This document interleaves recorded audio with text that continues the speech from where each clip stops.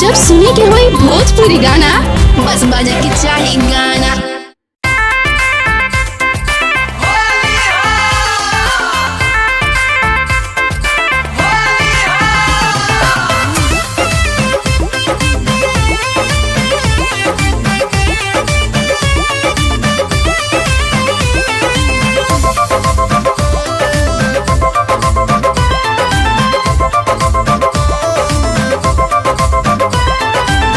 ऐसे ला सारी जोनी लहंगा जी, दीदिया जानी तो बड़ी महंगा जी।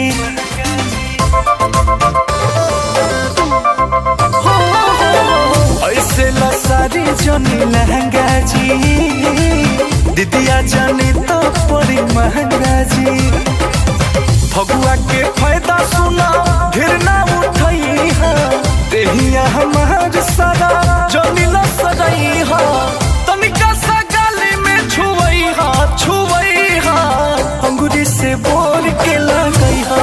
आहो जीजा देही में देह न सतई हा, आहो जीजा अंगूरी से बोल के लगई हा।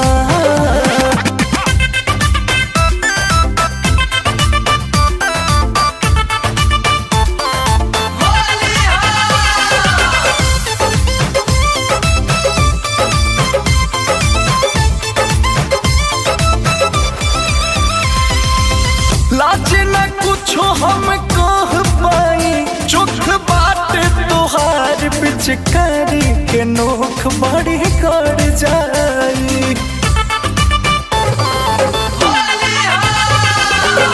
लाज न कुछो हम कह पाई, चुख बात तोहार पिचकारी के नोख बड़ी कर जाई।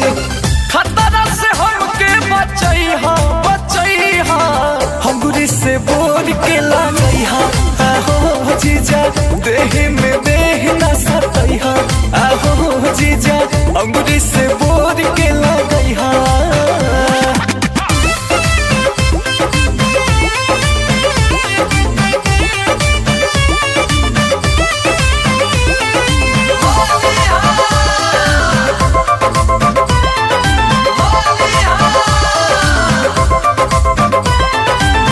जीजा हो हमारो बरान जाई, भौजी पूछी जे रंगवा न छोटी तो घर सभे जान जाई।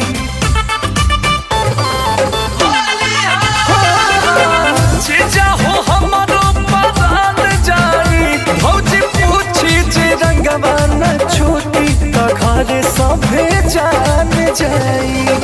अंकुश बोस से न कही हा, अंगूरी से बोल के लगई हा। आहो जीजा देही में देह न सतई हा, आहो जीजा अंगूरी से बोल के लगई हा। ए जीजा